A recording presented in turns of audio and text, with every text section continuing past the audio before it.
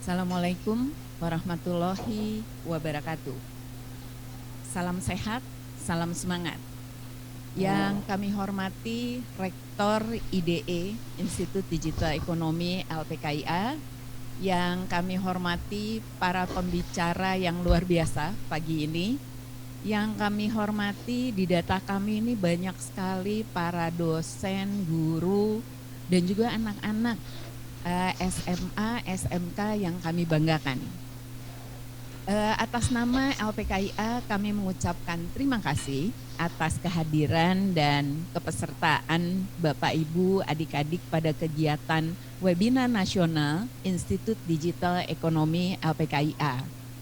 Sesuai dengan komitmen LPKIA untuk terus mendukung program pemerintah yaitu literasi digital Indonesia, dan antara lain pada kesempatan kali ini adalah dukungan wawasan teknologi informasi bagi para pelaku UMKM pemula atau sering disebut dengan startup. Karena kebangkitan sektor UMKM dapat berdampak dan mempercepat pemulihan ekonomi Indonesia. Seperti diketahui, sektor ini memang sudah menjadi tulang punggung tanah air. Data dari Kementerian Koperasi dan UKM menyebut jumlah sektor bisnis UMKM di Indonesia pada 2021 mencapai 64,19 juta dengan partisipasi terhadap produk domestik bruto mencapai 64,19 juta dan 61,97% atau senilai 8,6 triliun. Sektor bisnis UMKM memiliki peranan terhadap perbaikan ekonomi Indonesia, terlihat dengan kemampuannya juga untuk menyerap 97% tenaga kerja dan mengintegrasikan investasi sebesar 60,4%. Maka pimpinan LPKIA sepakat untuk menyelenggarakan webinar nasional dengan topik peluang dan tantangan pengusaha pemula di era digital. Hal ini sejalan dengan basis pendidikan Institut Digital Ekonomi LPKIA, yaitu pendidikan komputer untuk bisnis.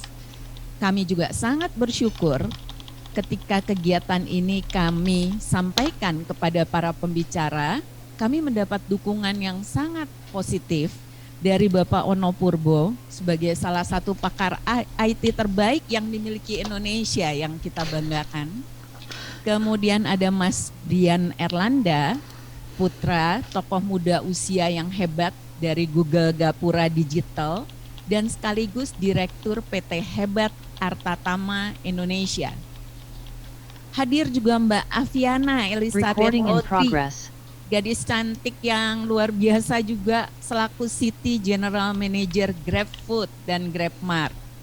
Dan Kang Novi Setia Nurfiat, lulusan LPKIA yang kami banggakan, yang telah terpilih sebagai juara ASEAN Youth Award 2017 dan telah memiliki beberapa perusahaan sekaligus.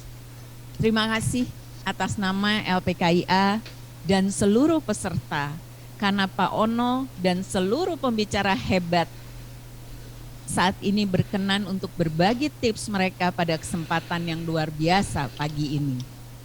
Dan ternyata dapat saya sampaikan, kegiatan ini pun disambut antusias oleh para startup UMKM Indonesia ataupun para calon startup, karena tercatat telah mendaftarkan diri lebih dari 1.000 peserta dari seluruh Indonesia.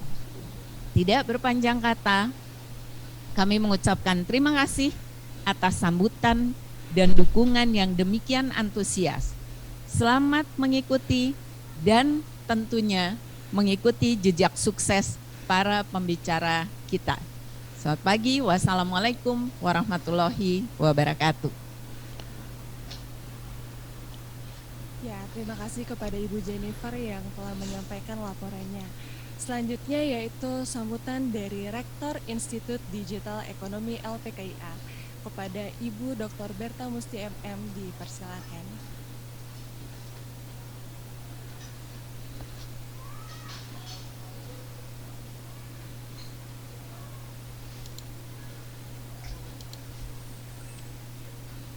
Assalamualaikum warahmatullahi wabarakatuh. Shalom, salam sejahtera untuk kita semua. Selamat pagi. Puji syukur kehadirat Tuhan Yang Maha Kuasa bahwa hari ini kita dapat berkumpul bertatap maya di webinar dalam kondisi sehat walafiat. Meskipun di tengah-tengah masa PPKM level 3 sekarang ini. Yang saya hormati Bapak Pimpinan LPKIA, Bapak Ibu, saudara-saudari sekalian peserta webinar. Webinar kali ini adalah webinar pertama yang diselenggarakan oleh Institut Digital Ekonomi LPKIA. Karena memang Institut Digital Ekonomi LPKIA atau kita singkat IDE LPKIA baru diresmikan operasionalisasinya pada tanggal 15 Desember tahun 2021. Jadi IDE LPKIA ini merupakan gabungan dari Politeknik Komputer Niaga LPKIA dan STIMIK LPKIA yang sebetulnya telah beroperasi sejak tahun 2000. Keilmuan dasar yang didalami IDE ini masih sama, yaitu komputer bisnis atau lebih spesifiknya sekarang disebut digital ekonomi. Dengan berubahnya menjadi institut, maka program studi sarjananya bertambah menjadi 4 prodi.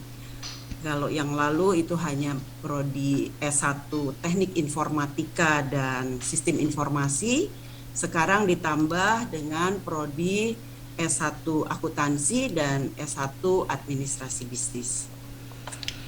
Bapak Ibu, saudara-saudari peserta webinar yang saya hormati, salah satu bagian dari visi IDE LPKIA adalah lulusannya mudah bekerja dan bersertifikasi internasional.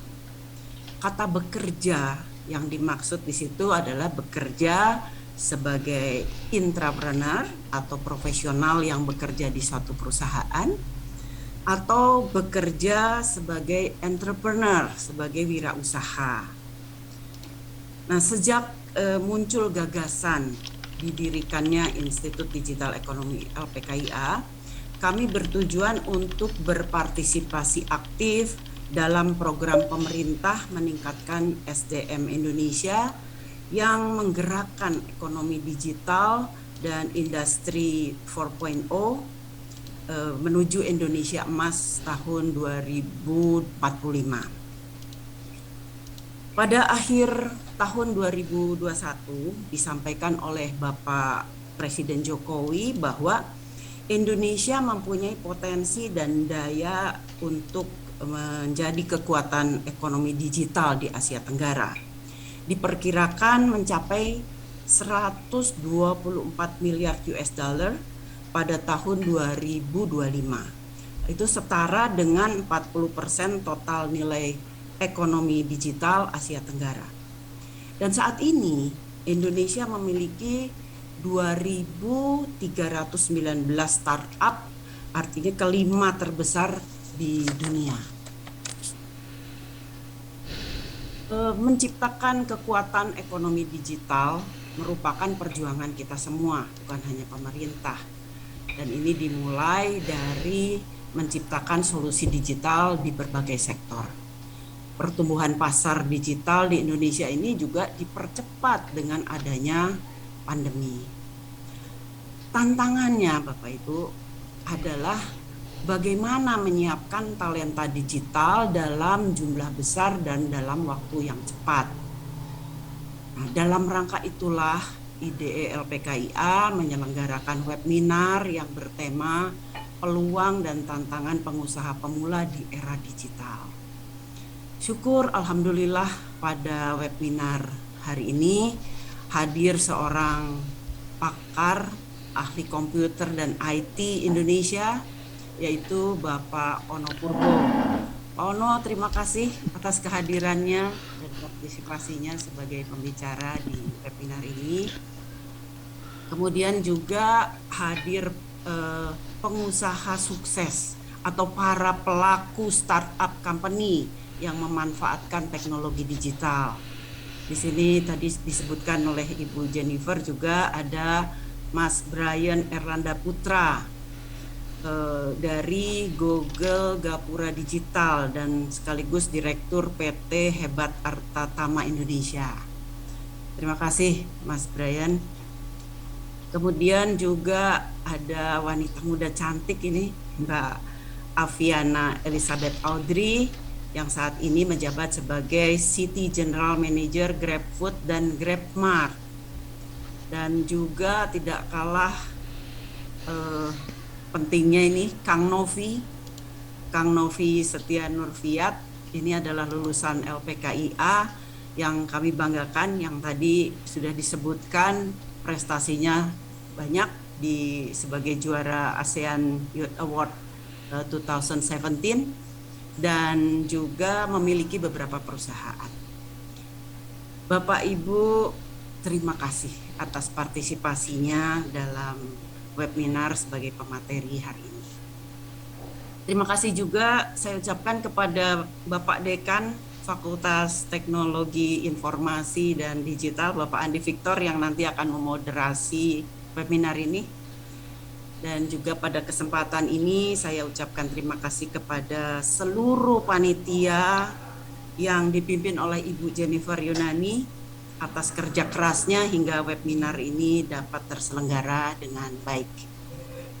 Kepada seluruh peserta webinar, alumni, mahasiswa, para dosen, dan juga semua yang tertarik kepada pemanfaatan digital untuk pengembangan bisnis di Indonesia, saya ucapkan selamat mengikuti seminar yang pasti akan memberi wawasan dan gagasan tentang bagaimana menghadapi peluang dan tantangan berbisnis di era digital ini. Selamat berwebinar. Wassalamualaikum warahmatullahi wabarakatuh. Shalom. Iya, terima kasih kepada Ibu Dr. Berta Musi MM yang telah menyampaikan sambutannya. Oke, diingatkan kembali kepada seluruh peserta webinar yang sudah bergabung, dimohon untuk menggunakan virtual background-nya, lalu untuk videonya dalam keadaan on, untuk audionya dalam keadaan off. Karena nanti kita akan ada sesi foto-fotonya, jadi stay tune dengan pose, dengan ekspresi yang cerah ceria seperti pada pagi hari ini. Oke, memasuki acara inti.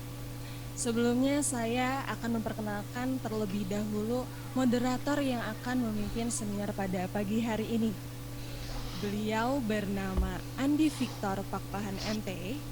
Aktivitas sekarang beliau seorang dekan di Fakultas Teknologi dan Informasi di Institut Digital Ekonomi LPKIA, juga instruktur Cisco Networking Indonesia, dan beliau pun mendapatkan penghargaan sebagai Instructor 5 Years of Service Cisco Networking Academy.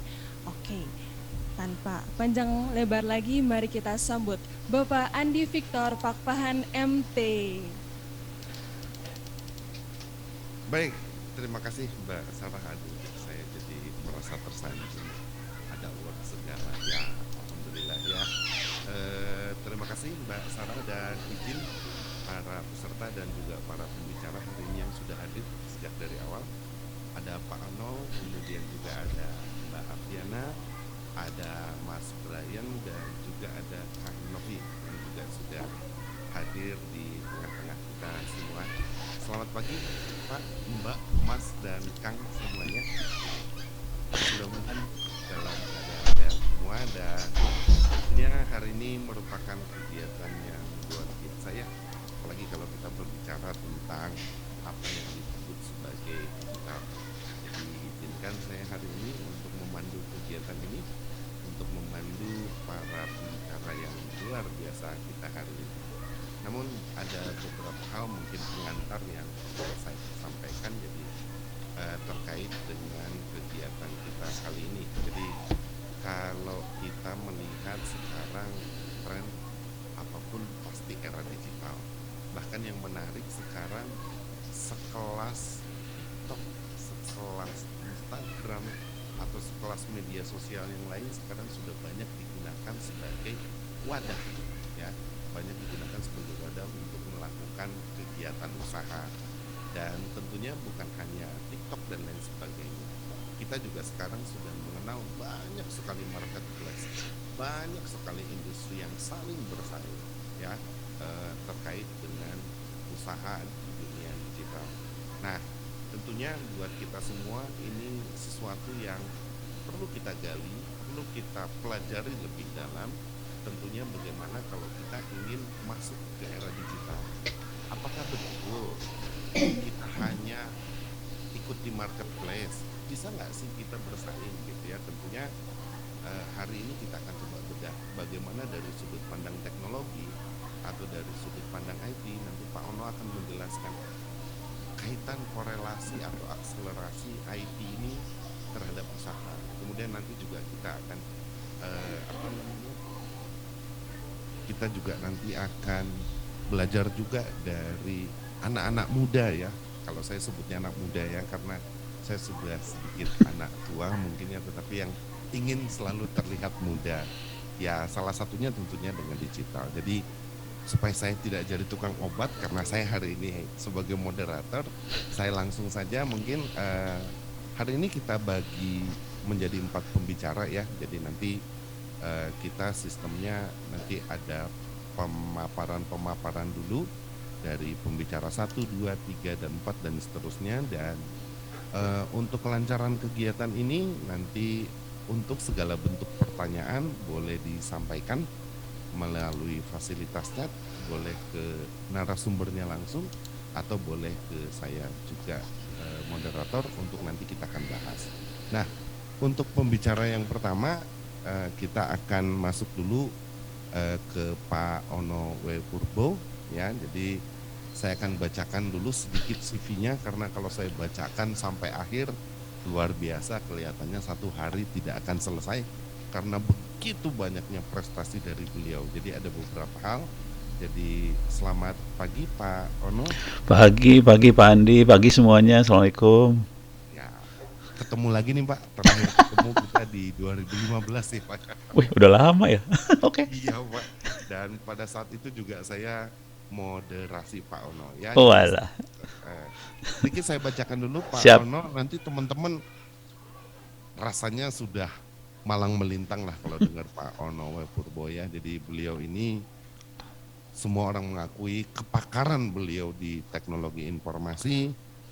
Selain pakar juga beliau adalah juga seorang dosen, seorang peneliti, penulis buku yang produktif, narasumber dan lain sebagainya. Beberapa di antaranya karena saya pada saat itu anak muda yang mengikuti Pak Ono ini adalah beliau adalah orang yang sangat gigih untuk memperjuangkan Linux, RT RW-net dan juga wajan polik. Ya, jadi untuk tidak berpanjang lebar, Pak Ono, saya serahkan mungkin waktunya untuk Pak Ono untuk bisa memberikan pemaparan nih buat para pemula untuk bagaimana peluang dan tantangan usaha ini di era digital dari perspektif teknologi informasi. Dan karena kita waktunya juga terbatas, jadi mungkin Pak Ono saya kasih waktunya tidak terlalu banyak Ya, Pak untuk melakukan pemaparan. Mungkin sekitar 30 menit cukup siap. ya Pak ya? Siap. Oke, siap. Oke. Monggo Pak, silakan Pak. Terima kasih banyak Pak Andi, Bu Berta, Bu Jen. Aduh, saya malu ya, aduh.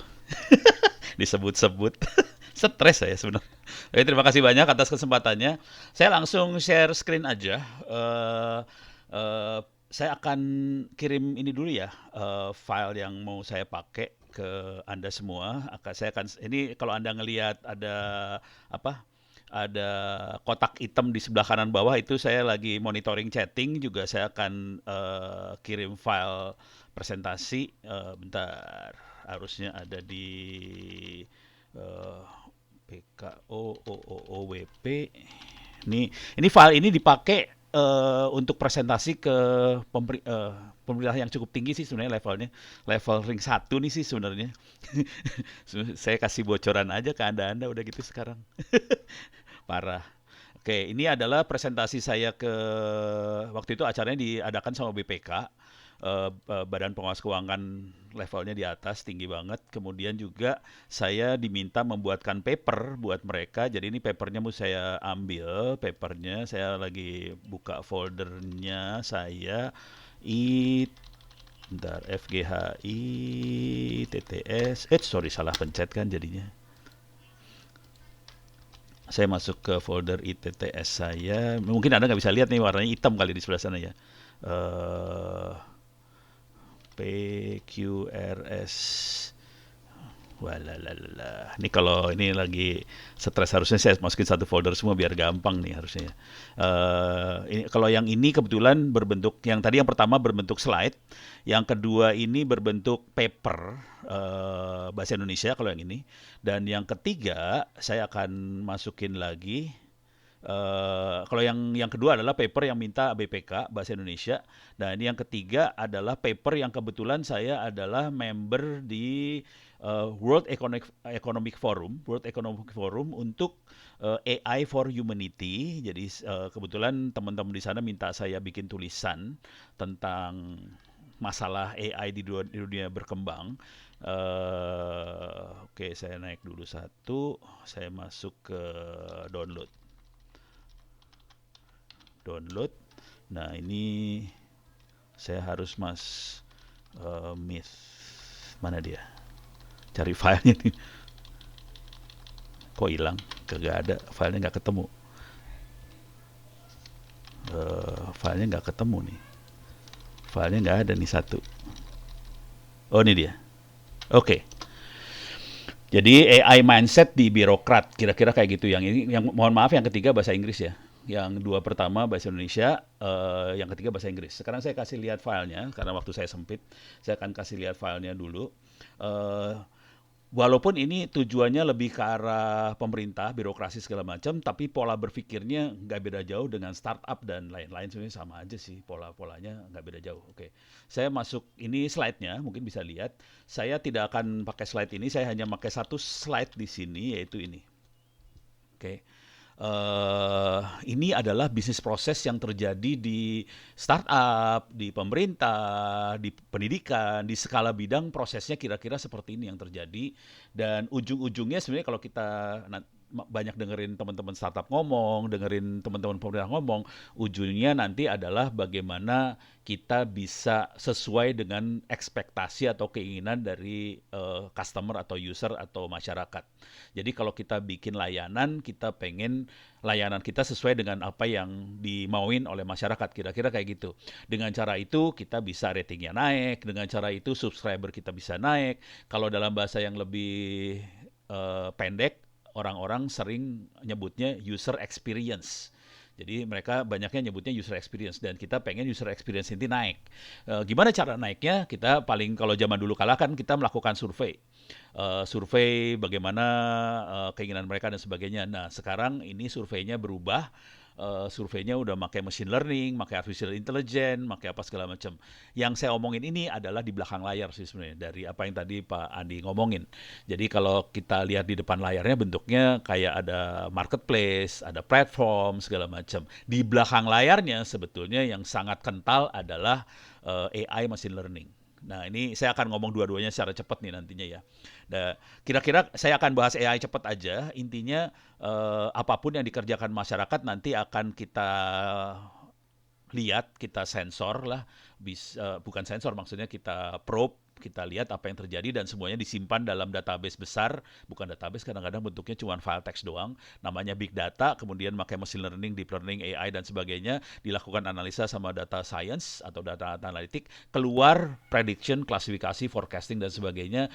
Dan ini adalah masukan untuk pimpinan, presiden, direktur, menteri, CEO, startup dan sebagainya, supaya dia bisa mengatur customer journey-nya, program pemerintah sesuai dengan apa yang diinginkan masyarakat. Jadi pola ini ada di belakang layar. Nanti akan saya, dan ini dominan sekali, dan ini bentuknya slide. Kalau nanti Anda ngelihat paper yang satu lagi berbentuknya ini ya, teks. Ini teks yang ke BPK. Oke, nanti yang slide yang AI-nya saya belakangan aja, tapi kelihatan gambar sama kelihatan di sini. Kebetulan di acara BPK waktu itu, ini kejadiannya tahun lalu sih sebenarnya, akhir tahun lalu.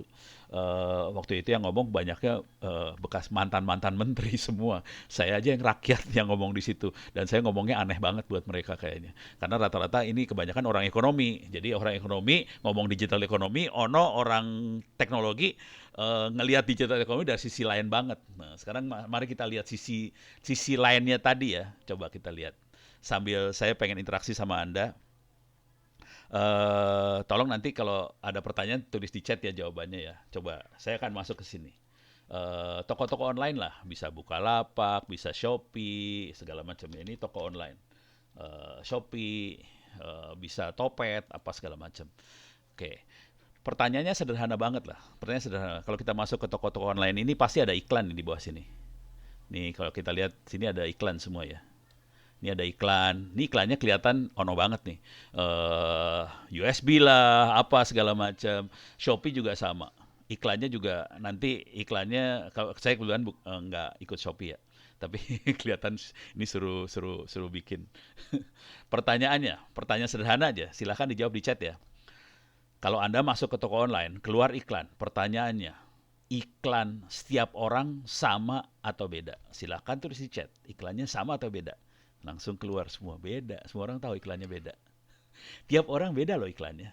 Artinya apa? Si toko online bisa tahu Ono sukanya apa. Tiap orang dia profiling, dia klasifikasi, dia kategorikan. Oke, Ono makhluk seperti apa, sukanya elektronik.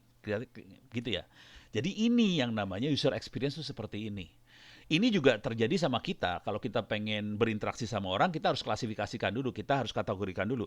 Orang sebelah sana sukanya apa, kita harus berinteraksi sesuai dengan yang dia suka. Oke, kita lihat contoh lagi yang sederhana aja. Oke, saya akan masuk ke YouTube lah. YouTube.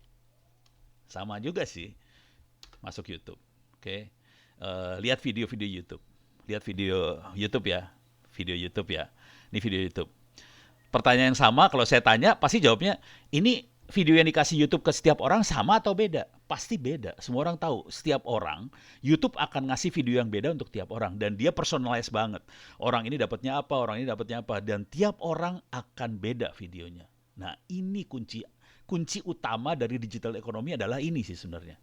Oke, bagaimana kita membuat sistem menjadi personalized, sistem menjadi personal banget sesuai dengan orangnya tadi. Caranya gimana? Coba ini di toko online dulu ya. Ini semua udah jawab beda. Sekarang kita di toko online. Bagaimana caranya toko online bisa tahu Ono sukanya apa? Dari mana dia tahu? Ini masih berbeda semua jawaban. Bagaimana toko online tahu Ono sukanya apa? Dari mana dia tahu itu? Bisa tulis di jawaban. Kenapa dia bisa tahu? Medsos user sering lihat apa yang di toko online, jadi history, nah kelihatan banget track record history, kelihatan history, semuanya ngelihatnya history. Jadi sebetulnya itu kunci utama dari sistem-sistem toko online, platform digital, semuanya adalah komputer melakukan pencatatan. Itu kuncinya sih sebenarnya. Kalau kita lihat yang bukan komputer, misalnya televisi, radio, koran, dia tidak bisa mencatat customernya sukanya apa. Nggak bisa dicatat tuh sama TV. TV, koran, radio tidak bisa melakukan itu. Dia tidak bisa mencatat orang sukanya apa. Berbeda di platform internet, berbeda di platform digital.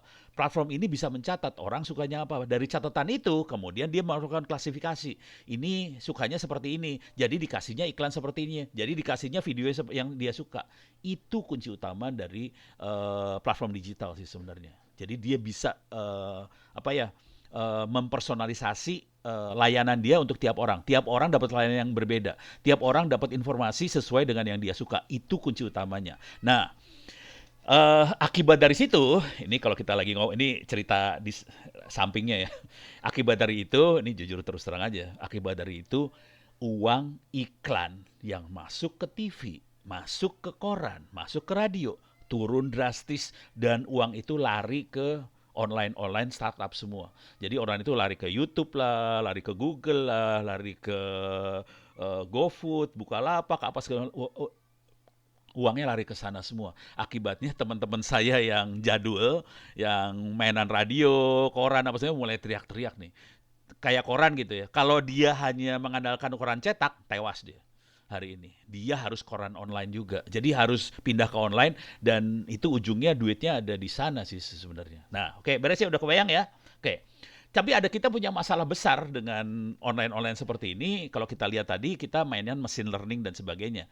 Nah, kita punya masalah besar, ini masuk ke paper saya yang kedua ini. Yang tadi mana nih? Yang bahasa Inggris ya. Paper saya yang bahasa Inggris, yang Artificial Intelligence, Myth untuk birokrat. Ini papernya buat di internasional, minta maaf ini bahasa Inggris. Tapi poin saya kira-kira gini, kebanyakan birokrat kita mikirnya adalah AI machine learning itu genius. Jadi engine yang di belakang itu genius, bisa berpikir untuk diri sendiri, tidak perlu training dan sebagainya. Hanya ini. Dan akibatnya yang terjadi adalah mereka lebih fokus untuk membeli barang.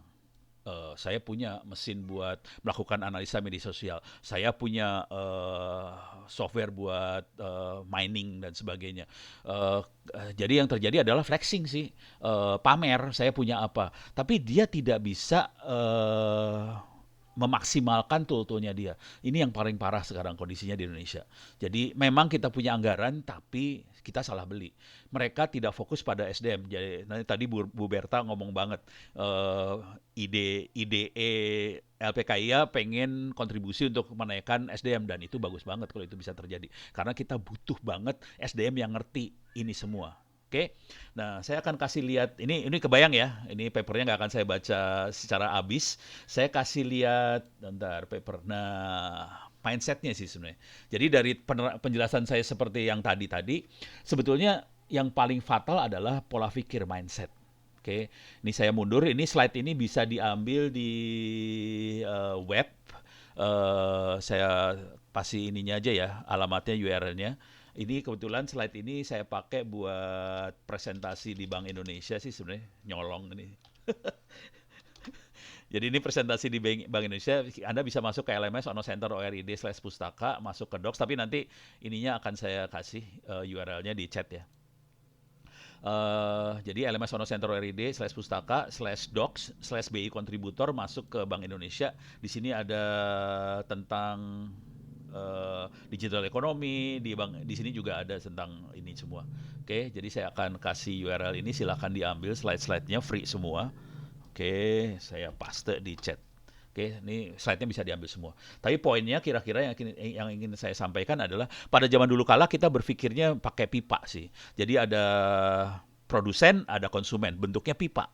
Oke, dan terpisah banget kan antara produsen dan konsumen. Sementara sekarang ini pipa ada source, ada produser, ada konsumen, dan ini di shipping, di transport, dikirim. Sementara sekarang bentuknya platform seperti ini. Oke, di mana antara produser dan konsumen di satu platform yang sama, misalnya apps di Android, apps di iOS, iPhone, ya itu user sama developer gabung jadi satu di sana. Contoh yang lain adalah Airbnb, contoh yang lain adalah paling kerasa banget YouTube ya misalnya. Antara yang nonton sama yang bikin video ya di platform yang sama. Di toko-toko online juga sama kayak gitu. Nah, kunci dari sini adalah, akibat dari sini adalah karena ada produser dan consumer yang jadi satu di platform yang sama, dia menghasilkan nilai, value. Value ini kalau dimonetize, dijadiin duit, ya bentuknya iklan, apa segala macam. Cuman itu hanya bisa terjadi kalau kita bisa melakukan,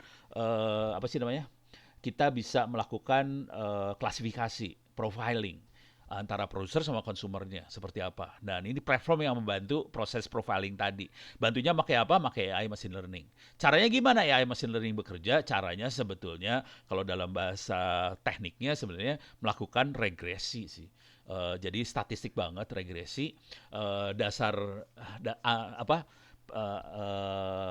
equation itu apa ya, persamaan yang dipakai sebenarnya cuma persamaan linear aja yang dipakai, dan itu kita belajar sejak SMA, SMP udah ngerti yang namanya persamaan linear, AX plus B sama dengan Y itu persamaan linear.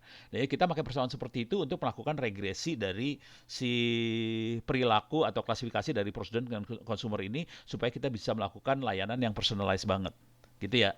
Nah ini Saya akan kasih lihat prosesnya, caranya. Saya akan coding sekarang. Anda bisa ambil, software yang dipakai sederhana banget, pakai Orange Data Mining. Sorry, ini saya masuk teknik banget. Ini Bu Jen bisa marah-marah ke saya nih habis ini. Oh, no, lu gila lu ngasih coding. Saya akan kasih coding, ini coding, tapi codingnya gampang sih, asli gampang banget. Dan codingnya saya tidak pakai if then else, tidak pakai kata-kata, codingnya pakai grafik. Pakai gambar aja saya coding. Orange Data Mining ini free, bisa di-download di internet secara gratis. Ini kalau kita klik download Orange Data Mining, ada buat Windows, macOS, Linux, ada semuanya. Anda bisa pakai. Sekarang saya akan coba jalankan, makhluk ini akan saya coba jalankan. Saya akan masuk ke mesin virtual yang sudah saya operasikan di komputer saya. Kebetulan Orange-nya sudah ada di situ. Saya akan jalanin Orange Data Mining-nya, Canvas. Oke, kayaknya waktunya habis nih. Saya langsung cepet aja ya. Saya kasih contoh aja, sedikit aja. Mudah-mudahan jalan nih. Aduh, kalau nggak jalan saya dimarahin sama Pak Andi nih habis ini. Tenang aja Pak, masih ada waktu Pak. Nanti kalau itu masih ada waktu. Masih ada waktu. Oke, terima kasih. Masih ada waktu dikit ya. Ini Ono ngomong sambil stres ini. Aduh. Oke. Jadi Anda karena ini free bisa dijalanin. Ini saya langsung jalanin dan saya akan langsung kasih contoh. Pada saat pertama kali jalan, ini keluar seperti ini. Yang penting buat belajar adalah example. Example-nya bisa dilihat. Oke, saya nggak akan bicara terlalu banyak, tapi ini programmingnya gampang banget, asli amat sangat gampang banget, dan ini bisa dilakukan sama anak-anak SMK, RPL segala macam, pasti ketawa-ketawa ngeliat kayak gini. Ya, ini mah bukan programming, ini mah mainan anak SD kata anak RPL, kira-kira kayak gitu. Oke, jadi programmingnya sangat GUI banget. Nah, sekarang saya akan kalau mau ngelihat video-video contohnya ada di channel saya di YouTube, channel Ono Center, silahkan di subscribe di sana, bisa dilihat. Oke.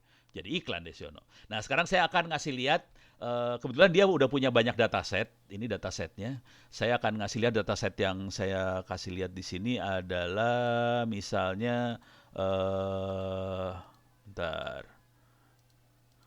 Saya pengen cari pembelian barang di sebuah toko ya. Ini bukan Foodmart. Bentar, saya housing. Namanya apa ya tadi ya? Lupa saya. Nih, online retail. Jadi pembeliannya online retail. Oke. Ini ada dataset online retail, ada cukup banyak data di dia. Saya akan kasih lihat di sini datanya seperti apa. Jadi datanya ini programming kayak gini doang nih. Kasih garis, sambung, udah jadi. Nanti kita bisa lihat kayak file Excel-nya dia. Ini file Excel-nya dia, ini datanya dia. Ini data pembelian barang ya. Kayaknya nggak ada nilainya sih. Ini nggak ada nilainya, dan ini yang terjadi sama tadi di Bukalapak dan teman-teman segala macam. Di sini ada invoice nomor berapa, tanggalnya berapa, negara mana. Ini ada tea light holder 2 dibeli, terus ada yang tanggal sekian ada mug dibeli 1. Kayaknya data biasa, dan itu data ini memang kalau kita beli barang di toko-toko online, di database si penyelenggaranya bentuknya seperti ini sih sebenarnya. Nah, sekarang yang saya lakukan agak kurang ajar nih. Saya transpose matriksnya, saya transpose ya. Ini minta maaf, ini bahasa matematik SMA sih sebenarnya. Transpose matriks, saya sambungin nih ke sini. Transpose matriksnya jadi kebalik nih sekarang dari yang tadi ya. Nah, sekarang matriksnya jadi kayak gini. Oke. Jadi ini adalah barang yang dibeli, dan ini adalah invoice-nya ya. Bondnya, kwitansinya. Oke, tanggal sekian ada 2, ini tanggal 2. Masih kelihatannya masih normal. Oke, sekarang saya akan melakukan machine learning, dan saya akan melakukan unsupervised learning. Di sini ada unsupervised learning. Saya akan hitung jarak, distance.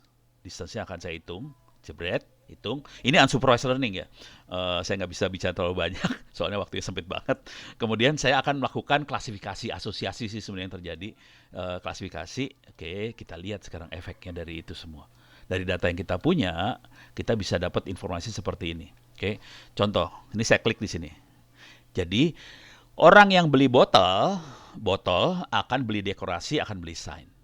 Konsekuensi dari sini kita bisa tahu, ini namanya asosiasi ya. Jadi orang beli botol akan beli ini, akan beli ini. Jadi caranya kalau di toko fisik, kalau orang beli ini, taruh dekorasi sama sign di rak yang sama botol.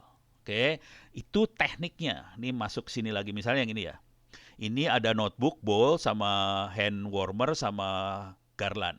Kita jadiin satu. Ini jadi dikelompok-kelompokkan. Jadi teknik mengelompokkan barangnya adalah disesuaikan dengan hasil analisa dari pembelian. Dan ini terjadi juga di toko online. Misalnya saya akan masuk ke Bukalapak misalnya. Bukalapak ini banyak yang raise hand langsung. Saya masuk ke Bukalapak ya. Mana Bukalapak? Aduh, susah nih. Harus minimize dulu.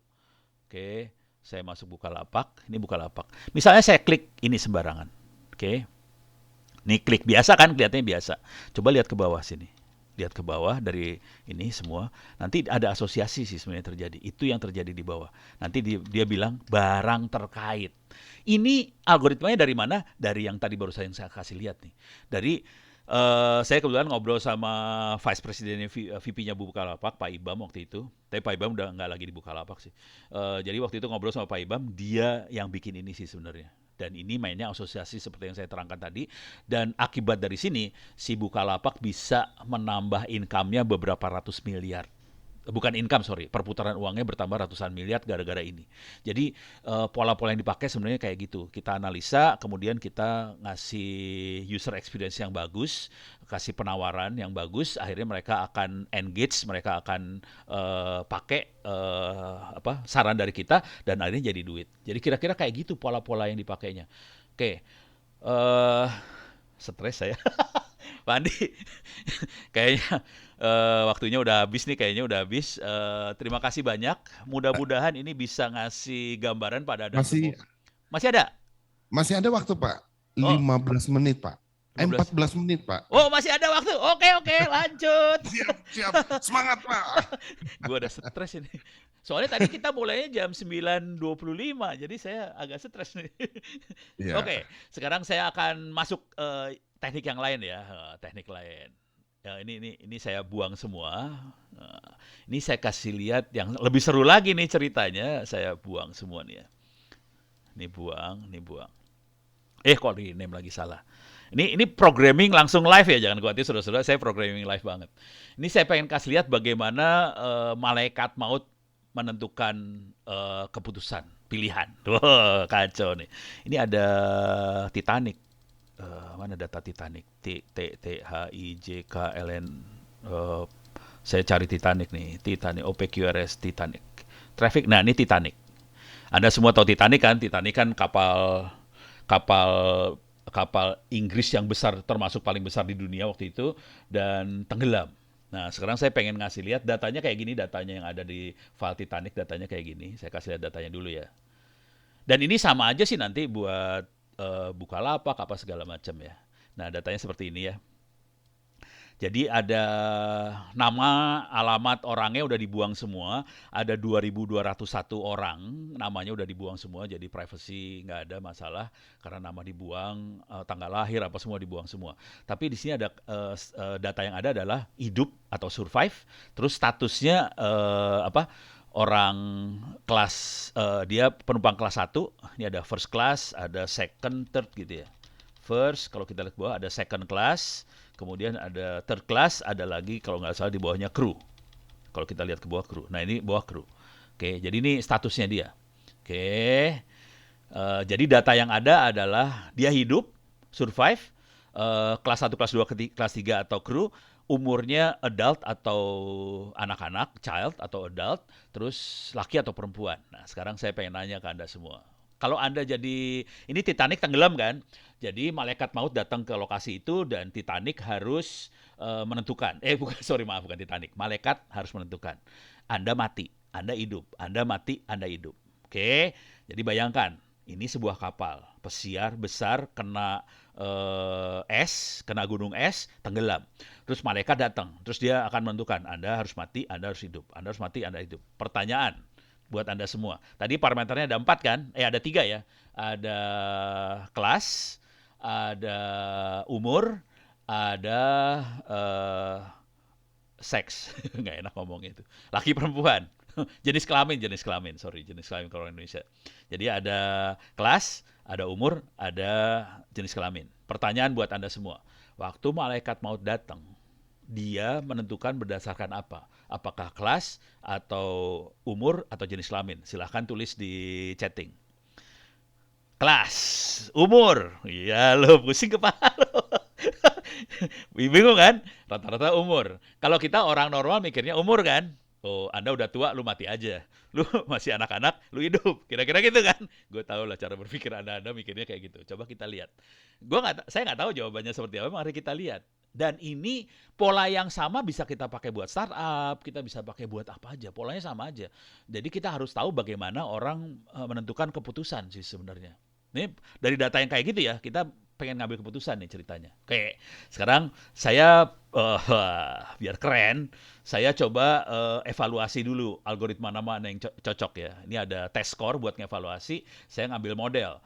Ini prosesnya klasifikasi namanya, saya akan ngambil model tree, random forest, logistic regression lah, 3 aja. Oke, sorry. Saya masukin ke sini, ada 3 algoritma mau saya coba pakai.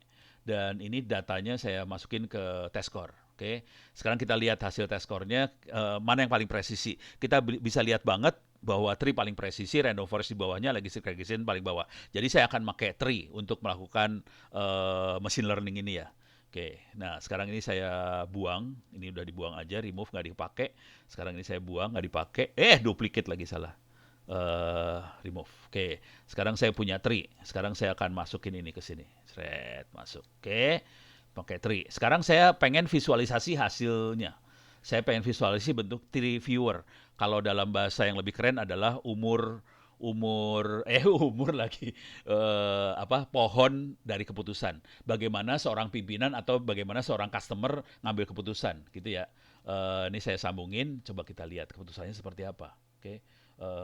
Levelnya saya turunin dulu ke 2 level dulu. Oke.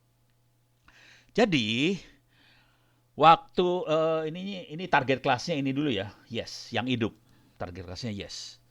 Jadi dari target kelas yes tadi yang hidup, ternyata malaikat maut pertama kali datang ke Titanic yang tenggelam, yang dilihat adalah jenis kelamin, men. Jenis kelamin dulu yang dilihat. Anda laki perempuan. Kalau Anda perempuan 73% Anda hidup. 21% Anda laki-laki, hanya 21% yang hidup. Jadi Anda apa? Laki. Lu mati aja lu, ke laut aja lu. Gitu kira-kira. Jadi Anda tadi bilangnya umur, salah. Jadi sebetulnya dilihat adalah jenis kelamin dulu. Jadi kalau ada kapal mau tenggelam, yang pertama kali harus dilakukan adalah, yang terutama buat yang kaum laki-laki ya, bisa gitu. Ada yang kaget ya, bisa gitu. Bisa. Ini dari data loh, dari machine learning kita bisa dapat ya. Kenapa bisa dari seks? Ini dari data yang ada, terus kita analisa, keluar akhirnya. Orang pertama kali yang dilihat adalah seksnya duluan gitu. Laki perempuan. Gitu. Beres ya. Tapi nanti saya ceritain di balik kisah ini sih. Nah, terus sekarang kita naik ke level tinggi, naik level 1 level lagi ya. Nah, perempuan ternyata yang dilihat bukan umur juga. Jadi pertama jenis kelamin, yang kedua status. Dia penumpang kelas first class, second class, atau kru, atau kelas 3. Kalau Anda kelas 3, mati aja lu perempuan kelas 3. Kalau Anda kelas 1, hidup.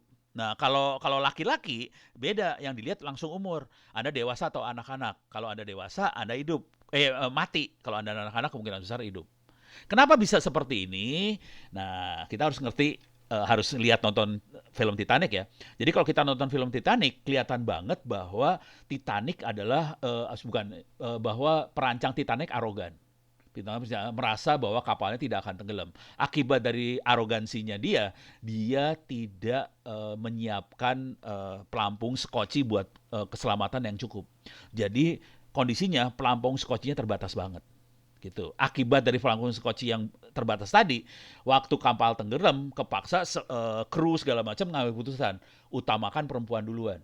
Dan terutama perempuan kelas 1 sama kelas 2 buat naik skoci tadi. Makanya yang sisanya ditenggelamin aja udah. Nah, kemudian laki-laki dapat prioritas nih. Laki-laki anak dapat prioritas. Kalau kita lihat ini levelnya kita naikin lagi. Jadi sebenarnya bukan malaikat maut sih itu. Gue lagi bercanda aja, lagi ngaco. Kelihatan anak dari first class sama second class semuanya hidup sih. Anak laki-laki. Jadi prioritas tadi perempuan juga kepaksa diprioritasin ya. Perempuan kelas 3 matiin aja, perempuan kelas 1, kelas 2 diprioritaskan, anak-anak diprioritaskan semua. Jadi semua anak-anak diprioritaskan, kalau dari sisi jenis kelamin adalah perempuannya. Gitu. Kalau laki-laki dewasa dijamin mati aja udahlah. nasibnya jelek banget kita sebagai laki-laki. Saya sebagai laki-laki karena dijoin mati di kapal tenggelam. Beres ya? Kebayang ya? Jadi harus tahu ceritanya, filosofi di belakang itu juga harus ngerti juga, baru ngerti yang ini kenapa sampai kayak gitu. Sebenarnya bukan malaikat maut sih. Oke, Pak Andi, berapa menit lagi, Pak Andi? Rasanya tinggal 3 menit terakhir, Pak. Mungkin Aduh, ada penutup. nyerah. Kalau 3 menit saya terima kasih banyak atas kesempatannya. Penutupnya kira-kira gini lah. Saya sih sangat berharap Anda-Anda semua bisa belajar ini semua. Paling jelek Anda bisa jadi pelapak sih. Tapi di balik pelapak itu sebetulnya kita harus ngerti apa yang terjadi, apa yang dilakukan sama teman-teman di toko online, startup online, di Google dan sebagainya. Jadi di balik itu semua ada machine learning. Dia melakukan analisa apa yang kita lakukan. Dari analisa itu kemudian mereka membuat supaya customer journey, customer user experience-nya jadi bagus banget. Dan kalau kita ngerti teknik analisa itu kayak gimana, kita akan kita akan meng-align, kita akan membuat apa yang kita lakukan sesuai dengan mesin tadi. Kalau dalam bahasa zaman dulu namanya SEO barangkali ya, Search Engine Optimization. Kalau sekarang bukan SEO lagi, tapi AI Engine Optimization. Mana kita mengoptimize apa yang kita lakukan sesuai dengan AI atau machine learning. Kalau itu bisa dilakukan, saya yakin Anda sukses. Gitu. Mudah-mudahan Anda semua sukses, Anda semua bisa berkibar, syukur-syukur bangsa ini bisa naik dan keluar dari pandemi ini dengan baik. Terima kasih banyak Pak Andi, Bu Berta, Bu Jane atas kesempatannya. Saya kembalikan lagi pada Pak Andi. Terima kasih. Baik, terima kasih Pak Ono. Luar biasa dalam waktu yang singkat, tetapi harus dipadetin. Mohon maaf ya Pak ya, jangan salahkan saya sebagai moderator. Salahkan Bu Jane aja. Oke, bahkan nanti teman-teman juga jangan ngelihat sesuatu yang mengerikan tadi ya, jangan terdistract, tetapi coba dilihat filosofinya sebenarnya. Jadi intinya tadi saya sedikit coba simpulkan supaya nanti tidak terdistract dengan programming dan lain sebagainya, nanti belum apa-apa sudah apa ya, sudah trauma Pak. Jadi intinya tadi betul tadi seperti kata Pak Ono ya. Jadi kalau kita sebagai pengusaha tentunya pengen laba tinggi dong. Nah, kalau labanya pengen tinggi harus banyak jualan dong. Nah, jualan apa yang dibutuhkan oleh user? Nah, itulah kira-kira. Kalau usernya pengen ya makin tinggi, ya makin banyak juga jualan kita. Jadi filosofinya saja, jangan dilihat technically-nya, betul ya Pak ya? Ya, siap. Nanti kalau technically-nya di apa terus ditekankan nanti malah jadi aduh udah give up duluan. Tetapi terima kasih Pak Ono atas sharingnya, jadi sangat bermanfaat. Nanti mungkin sesi tanya jawabnya kita alihkan di belakang ya Pak ya. Siap. Jadi saya pindah dulu ke pembicara kita yang kedua. Jadi sudah menunggu pembicara kita yang kedua itu ada Mas Brian. Nah, saya nyebutnya Mas saja ya. Jadi Mas Brian, sedikit saya bacakan dulu CV-nya. Mas Brian ini langsung saja luar biasa. Ini riwayat karirnya dalam waktu yang bersama sebagai Chief Executive Officer, sebagai Direktur, dan juga sebagai Founder. Tentunya banyak sekali sharing pengalaman yang nanti akan diberikan. Terutama yang menarik buat saya dan juga buat rekan-rekan adalah bagaimana Google Gapura ini juga bisa mengakselerasi atau sebagai tools untuk kita bisa masuk di sebagai pengusaha lah ya di era digital. Dan untuk tidak berpanjang lebar, mari kita sambut saja Mas Brian Ervanda Putra. Selamat pagi Mas Brian. Assalamualaikum, selamat pagi Pak Andi. Waalaikumsalam. Monggo Pak Mas Brian ya. Ya Mas. Seperti saya tadi barusan, juga, mohon maaf saya bukannya moderator galak, tetapi kita terbatas oleh waktu, jadi sekitar 15 menit cukup Pak? Siap. Monggo Mas. Oke, bahkan barusan saya kepikiran Pak Ono aja, lanjut aja ya, karena seru banget nih ya. Ya. Oke, baik. Salam hormat ya. Ada Bu Rektor, Bu Berta, kemudian Bu Jennifer, Pak Andi, dan Bapak Ibu dari LPK IA. Kemudian ada Pak Ono. Ya, saya juga salah satu pembelajar dari Pak Ono nih. Salah satunya tuh ada text mining ya Pak, buku itu tuh keren banget lah seperti itu. Nah, karena mungkin semangatnya Pak Ono sudah langsung digas pagi-pagi gitu ya. Nah, saya pengen ngajak teman-teman untuk sedikit cooling down dulu nih, biar nggak langsung kalau bahasa Jawa itu jeblok gitu ya, langsung meledak tuh kepala. Oke, nah saya mau cek dulu nih semangatnya teman-teman, suara saya sama ini ya. Mau saya share screen, silahkan kalau misalnya sudah terlihat bisa kasih jempolnya ya. Oke, ini saya sudah share screen. Oke, sudah terlihat. Teman-teman, suara saya juga aman ya? Sudah Pak, semuanya cukup aman Pak. Siap. Oke, nah hari ini kita seperti judulnya yaitu adalah bagaimana sih pengusaha pemula yang ada di era digital dan kita harus memanfaatkan hal itu. Kalau tadi mungkin Pak Ono mengatakan tentang hal-hal yang teknis ya, maksudnya penggunaan teknologi digital, kemudian bagaimana peranan teknologi itu di bisnis seperti itu untuk bisa forecasting produksi dan sebagainya. Nah, mungkin saya lebih membahas tentang strategi kalau teman-teman mau mulai bisnis itu mulainya dari mana sih sebenarnya gitu ya. Nah, selanjutnya langsung saja ya. Selalu ketika saya sharing, saya akan mengatakan bahwa yuk kita respect, syukur, dan optimis ya. Nah, optimis seperti apa? Optimis yakin bisa, pasti bisa. Karena apa?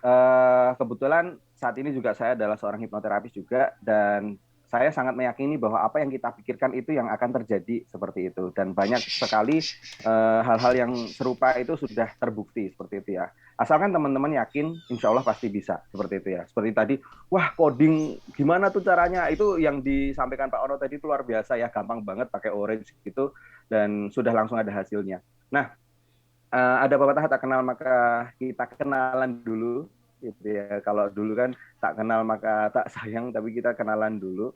Jadi ini saya gitu ya, saat ini ada di PT Data Lama Indonesia, kemudian ada di Hebat Institute, kemudian ada di founder Teman UKM. Teman UKM itu kita menyebutkan sebagai tempat ngumpulnya UMKM Indonesia dan sebagainya. Silahkan nanti teman-teman bisa lihat. Kemudian ini ada Instagram saya @brianervanda, kemudian ini nomor WA saya.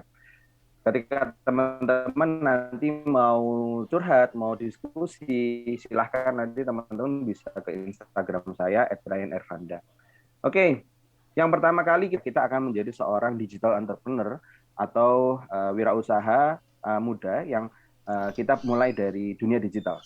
Nah, saya cerita sedikit tentang perjalanan kegiatan saya. Alhamdulillah beberapa waktu ini kita mendapat kesempatan untuk bisa bertemu dengan banyak sekali UMKM ya dari beberapa wilayah di Indonesia, ada di Ambon, kemudian Palangkaraya, Palembang dan sebagainya.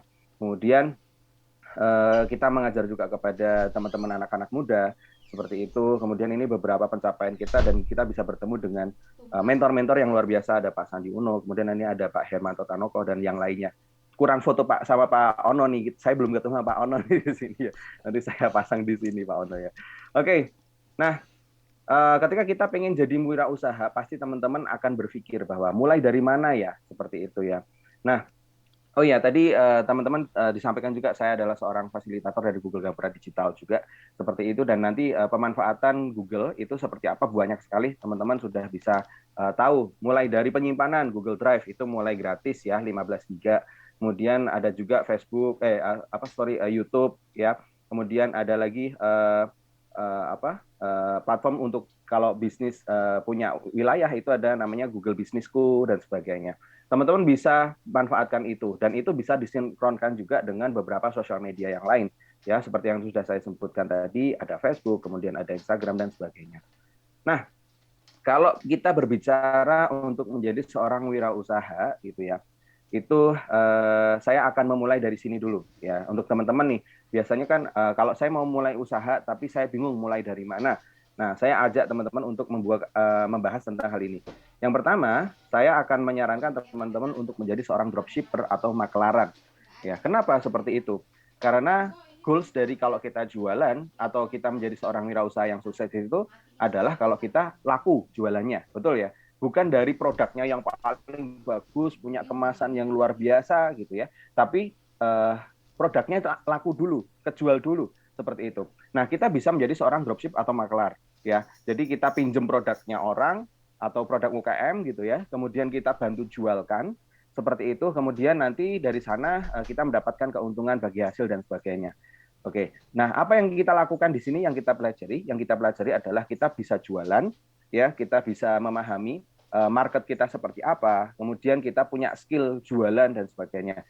Yang kedua, kalau kita sudah bisa jualan, kita bisa menjadi seorang reseller. Ya, teman-teman. Reseller apa bedanya dropship dan reseller? Dropship itu kita nggak ada stok produk. Jadi produk tetap ada di supplier, ya. Nanti supplier yang akan ngirimin langsung produknya. Seperti itu. Dengan nanti pengirimnya adalah kita. Nama pengirimnya adalah kita.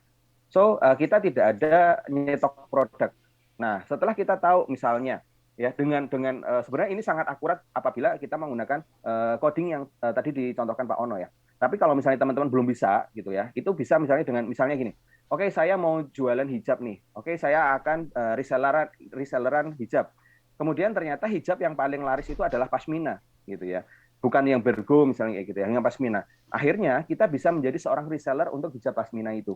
Nah, caranya gimana? Caranya adalah ya kita reseller itu misalnya Mbak, saya mau ini ya, ambil yang pasmina langsung 100 seperti itu. Nah, itu pasti keuntungannya akan bisa lebih banyak dari sana.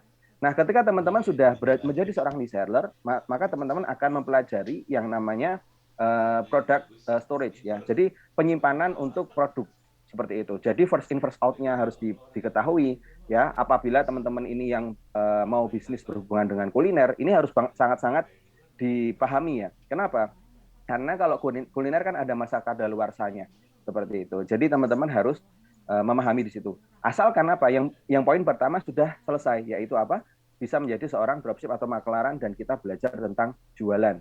Nah, kemudian yang ketiga, barulah saya mengajak, yuk kita bisa jadi business owner atau produsen. Kalau berpikiran, saya mau jualan apa ya? Nah, itu kan akhirnya mulainya dari sini sebenarnya. Gitu. Kita bisa bikin brand baru, kita bisa kolaborasi dengan supplier kita. Misalnya gini, Mbak, aku mau dong dibikinin hijab ya, misalnya Mbak Alia misalnya gitu. Mbak Alia yang bikinin, supplier kita ya, Mbak Alia misalnya gitu. Kemudian tapi pakai brandku ya, bisa boleh nggak Mbak? Nah itu nanti bisa mulai di proses yang ketiga. Akhirnya pada proses itu kita bisa mulai belajar tentang bagaimana kita mengerti produk yang terbaik itu seperti apa, produksi, optimasinya dan sebagainya itu dari sana. Barulah teman-teman bisa ketika memang sudah dapat cuannya banyak, untungnya banyak, ada uang dingin, bisa mulai dilakukan investasi seperti itu ya. Mungkin bisa ke beberapa platform investasi yang ada atau bahkan modalin temennya yang baru mau mulai bisnis. Ya, itu salah satu bentuk investasi ya, dan lain-lainnya. Silakan teman-teman bisa pahami ini ya. Jadi bagi saya ketika kita menjadi seorang pengusaha pemula dan ini berkaitan dengan dunia digital, mulainya dari mana? 4 hal ini teman-teman harus bisa pahami seperti itu ya. Dulu saya juga mulai dari sini ya, dari yang pertama. Bahkan dulu kita juga dropshipan produk-produk apapun ya. Itu kemudian saya dulu juga bermain impor gitu dari China seperti itu. Kita ambil barang dari sana dan itu kita lakukan dulu seperti itu. Nah, ini penjelasannya tadi, langsung saja ya, saya langsung mulai ke sini. Nah, biasanya orang bertanya ya, strategi untuk kita bertahan di masa pandemi seperti apa ya, seperti itu kan. Apalagi kalau saya dekat dengan UMKM, banyak sekali yang bertanya tentang ini saya harus bagaimana, harus melakukan apa. Apalagi lagi ngetren kemarin ada yang namanya Gozali, ya itu dia cuman selfie tiba-tiba langsung dapat miliaran seperti itu. Kemudian banyak sekali UKM itu yang bertanya ke saya, Mas, cara jualan di OpenSea gimana? Gitu. Nah, akhirnya saya selalu mengatakan bahwa yuk kita pahami dulu nih, kita lihat dari berita-beritanya ya. Yang pertama adalah transaksi digital sampai e-commerce melesat di era pandemi. Ya, seperti yang disampaikan Pak Ono tadi bahwa sudah bukan mungkin tidak berkurang tapi berpindah tempat seperti itu. Dari yang dulu sebelum pandemi itu adalah offline dan sekarang setelah pandemi itu online. Kemudian hingga Juli 2020 pendaftar bisnis online meningkat 38,3%. Luar biasa, ini banyak sekali ya. Saya tuh ingat banget zaman dulu sebelum pandemi saya udah bilang tuh digital, saya sering setiap tahun tuh bikin digital marketing roadmap seperti itu ya. Pada tahun itu tuh ngapain? Saya udah bilang ke UKM, Bu, ayo kita go online, harus go online. Kenapa? Ya karena ini sudah masanya seperti itu. Banyak yang mengatakan, ya saya mah offline aja udah cukup Mas, kayak gitu. Buka warung aja udah cukup dan sebagainya. Akhirnya waktu pandemi datang jeder, ya penjualannya nggak ada, ya apalagi di Jogja. Saya di Jogja nih sekarang. dan Jogja ya banyak bakpia gitu ya, dan bakpia yang beli adalah wisatawan. Waktu pandemi nggak ada wisatawan, akhirnya waduh heboh sekali kan. Akhirnya ya mau tidak mau kita harus go online ya, memanfaatkan platform-platform digital untuk kita aktivitas jualan. Kemudian, nah mindset awal UMKM go digital atau ketika kita pengusaha pemula akan go digital yaitu apa? Jangan membawa mindset offline ke online. Ini penting banget teman-teman. Kenapa? Contoh, saya jualan di pasar, ya. Saya jualan di pasar, mungkin baju misalnya seperti itu. Saya punya warung. Saya akan teriak-teriak kepada siapapun yang melewati daerah saya, betul ya. Misalnya ada adik-adik, kakek-kakek, nenek-nenek dan sebagainya, itu kita semua tawarin, ya. Tetapi kalau ke online, ya, itu apakah kita akan menawari semuanya? Ya, jawabannya adalah no. Kenapa? Karena online itu tidak ada batasnya. Ya, kita mau menawari orang yang ada mungkin di London, mau nawarin orang di Arab, mau nawarin orang dimanapun itu bisa, ya, dan tidak ada batasnya. Nah, mayoritas kesalahan yang terjadi akhirnya mengatakan, wah saya bisnisnya boncos, udah iklan dan sebagainya, itu terjadi karena apa? Kita tidak mendescribe market kita itu siapa, ya. Akhirnya kita harus batasi betul nih teman-teman, ya, market kita itu siapa. Nah, langkah pertama untuk memulai yaitu apa? Riset. Karena apa? No data sama dengan siap-siap gagal. Ya, seperti Pak Ono tadi sampaikan juga bahwa itu luar biasa. Hal-hal yang teman-teman bisa pahami di sana itu menjadi salah satu hal penting ya. Jadi itu next step-nya teman-teman harus belajar itu, tetap harus sih menurut saya. Karena itu sebuah skill penting dan wajib saat ini. Ya, tapi hal-hal yang teman-teman kalau belum bisa mulailah dari hal-hal yang kecil. Nah, contoh ini kita bisa lihat data dari sini ya, dari ini Januari 2021 seperti apa populasi dan sebagainya. Kemudian ini data-data yang sudah tersedia ya, teman-teman nanti bisa cari tuh di internet dari Wira Sosial, itu data-data yang teman-teman bisa pahami gitu. Kemudian saya selalu mengingatkan bahwa teman-teman kalau kita mau jadi pebisnis ya, kita mau jualan dikatakan berhasil jika apa? Laku ya. Bisnis kita bisa dikatakan berhasil jika laku. Nah, saya punya pertanyaan nih kepada teman-teman semua. Jika saya menjual pertama kali, maka saya akan menawarkan kepada, silahkan teman-teman jawab di kolom chat ya, teman-teman. Nah, yang pertama adalah customer atau pelanggan, seperti itu. Yang kedua adalah konsumen, atau yang ketiga adalah pembeli. Nah, jika saya menjual pertama kali, saya akan menawarkan kepada siapa? Silahkan teman-teman jawab di kolom chat yuk. Nah, ini seru nih. Saya pengen tahu, pengen lihat teman-teman. Ada yang ngotot, Mas itu semua sama. Nah, oke ya, ada customer, ada pembeli, ya orang terdekat, konsumen, pembeli, ya konsumen, pembeli, buyer dong, mantap itu. Ya konsumen, pembeli, oke, mantap. Nah kita pahami dulu teman-teman ya.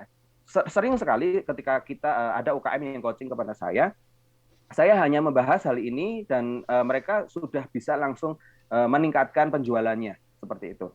Kita pahami dulu dari yang tengah ya, yaitu apa? Konsumen. Konsumen itu bahasa dasarnya apa?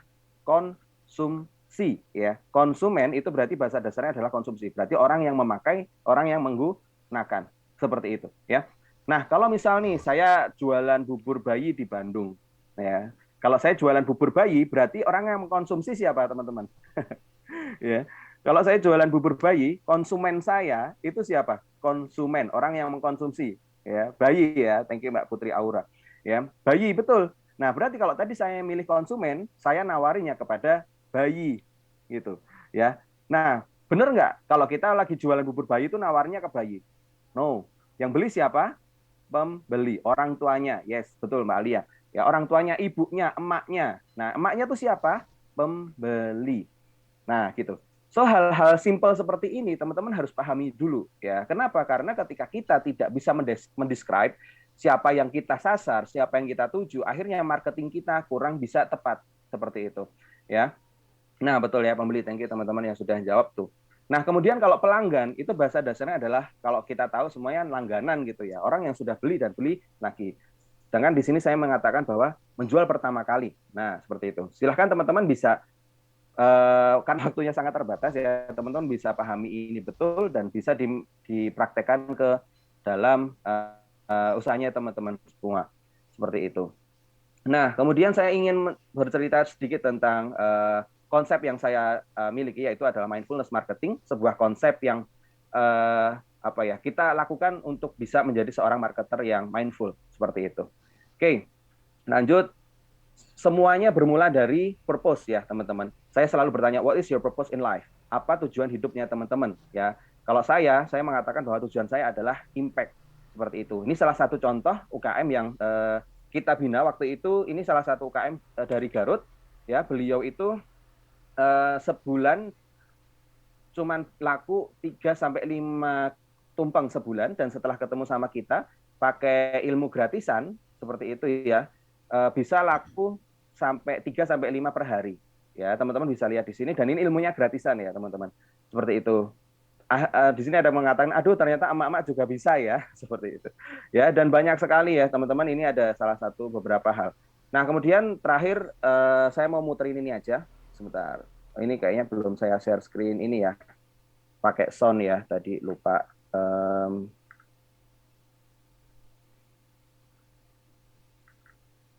Oke, mungkin teman-teman tahu ada yang ini namanya Mas Andre, dia muncul di TikTok-nya teman-teman atau di Instagram-nya teman-teman ya. Kita akan coba lihat di sini. Resign dari suaranya udah muncul belum, Mas? Mungkin teman-teman bisa. Sudah ya? Sudah keluar, Pak. Oke. Yuk kita lanjut. Startup bantuin Bapak jualan keripik pisang. Setelah 6 bulan kerja di startup bimbel online baru, karena satu dan lain hal akhirnya milih resign. Jadi tugasku di bagian produksi ini adalah bagian masak atau ngiris pisangnya, dan Bapak bagian goreng. Setelah dipasang dibawa ke rumah sebelah untuk dicuci dan digoreng. Oh iya, dicucinya ini 3 kali dengan air mengalir supaya bersih pisangnya dan lebih krenyes nanti saat digoreng.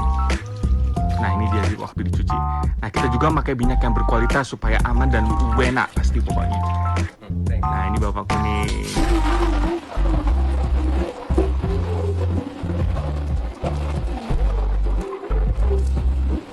Ini hasil keripik pisangnya kalau udah matang. Doain bisnis Bapakku supaya lancar ya. Kalau mau order boleh juga nih. Haha. Thank you.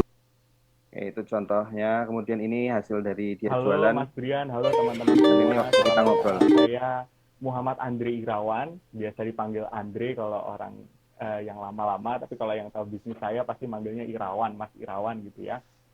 Saya lulusan UGM, dulu Mas Brian ini, Cap Brian ini adalah mentor paling penting menurut saya dalam mengembangkan bisnis gitu. Karena dari dulu saya yang awalnya nggak tahu apa-apa tentang marketing, tentang gimana cara diferensiasi produkmu itu gimana sih itu.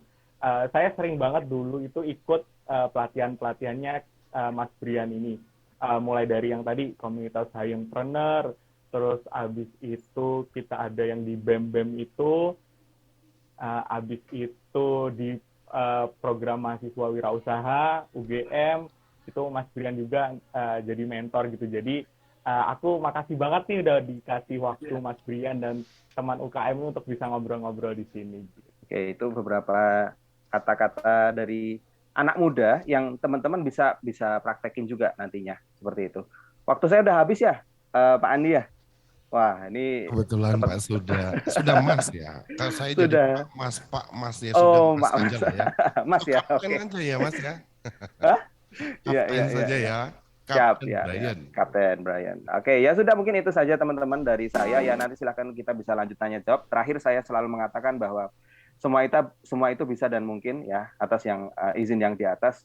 Sekarang tinggal maukah kita. Kalau kita mau, kita harus action mulai sekarang ya. Mumpung masih muda, mumpung masih banyak waktu, silahkan manfaatkan. Kuncinya apa? Jangan banyak scroll. Karena scrolling itu tuh salah satu yang membunuh kita ya teman-teman ya. Kita TikTokan, Instagraman, tiba-tiba 5 jam udah berlalu dan itu membunuh waktu kita. So, thank you teman-teman. Mohon maaf apabila ada salahnya. Saya akhiri. Assalamualaikum warahmatullahi wabarakatuh.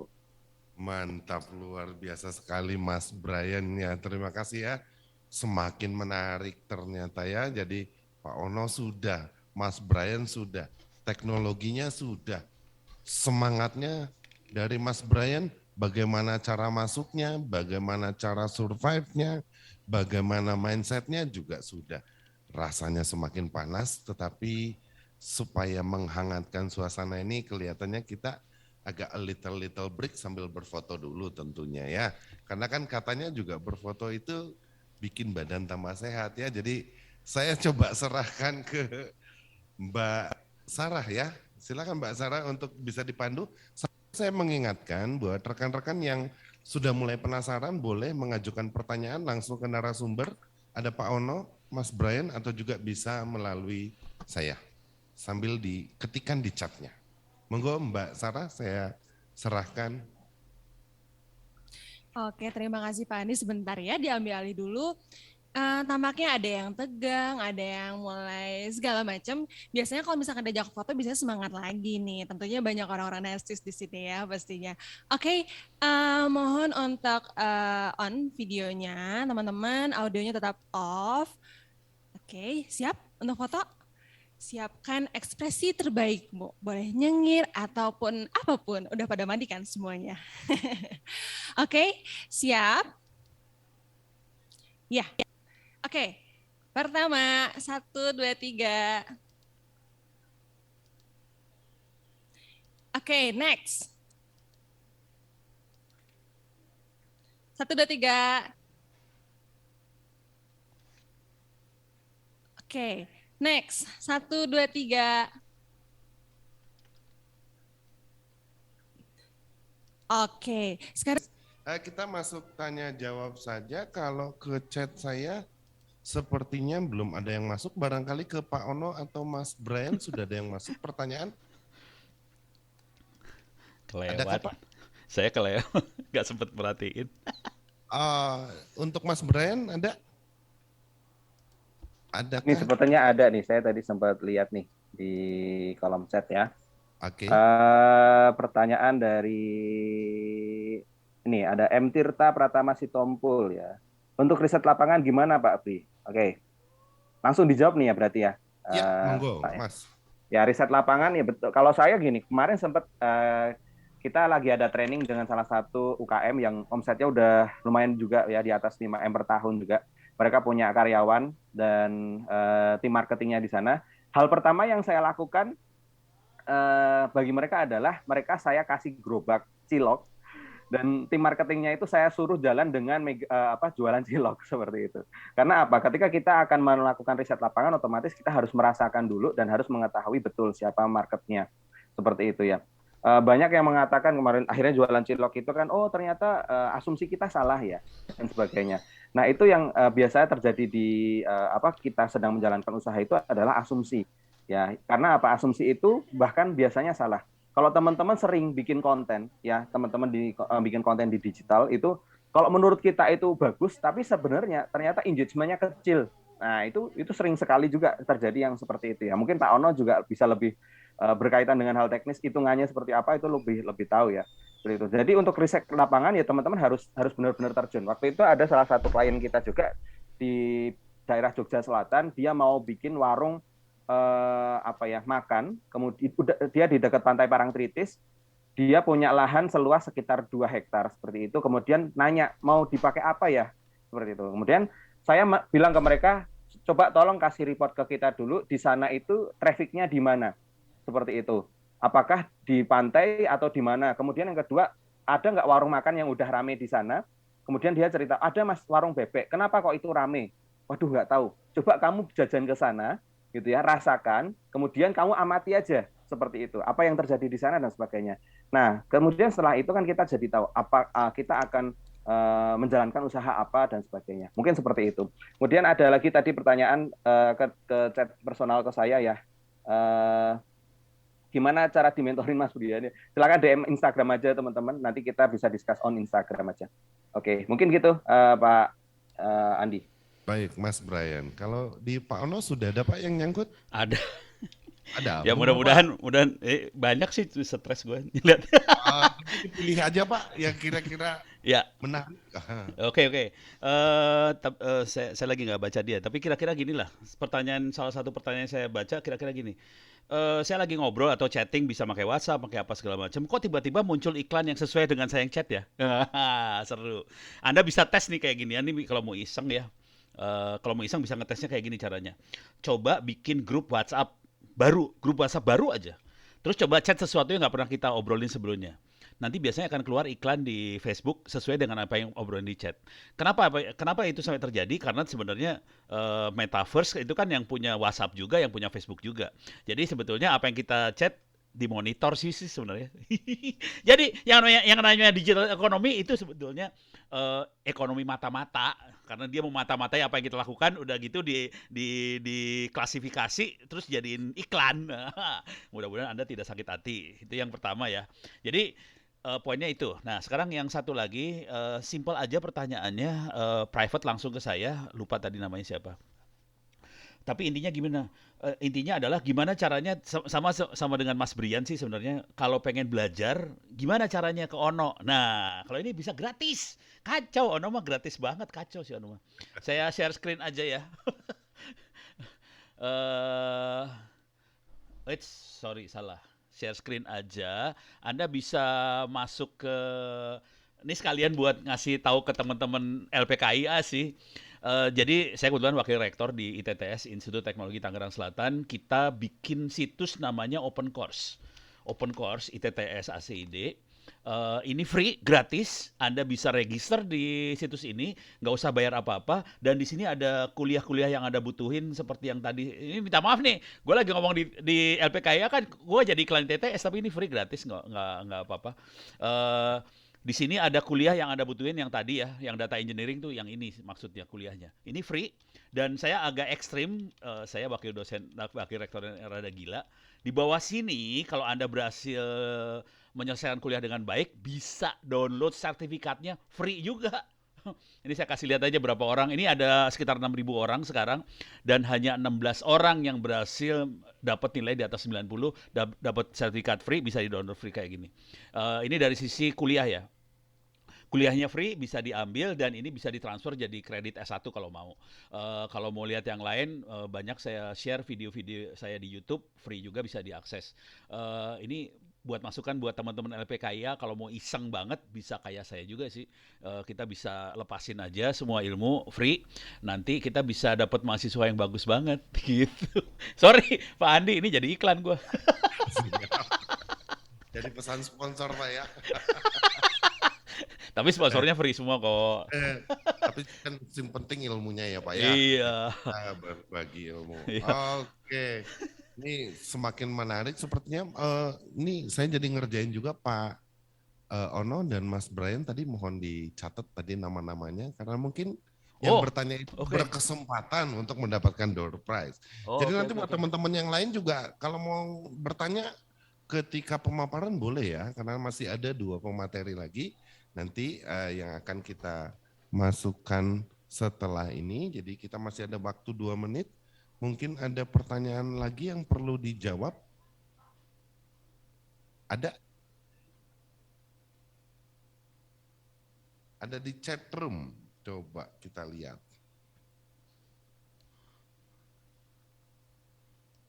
Alia M. Tirta. Coba. Waduh. Alia. Nah, Alia. Bentar. Alia. Halo Kak, saya Alia dari IDL PKIA, mau tanya untuk Kak Brian. Sekarang baru mau mulai bisnis lagi nih setelah berhenti. Nah, mau buat brand sendiri, kemudian apa yang harus dilakukan? Jadi dia sudah punya bisnis, jadi ini dari IDL PKIA, kemudian sempat berhenti dan dia mau mulai lagi. Jadi jatuh mungkin atau ingin bangun lagi, kira-kira tips triknya seperti apa? Oke, thank you Mbak Alia ya.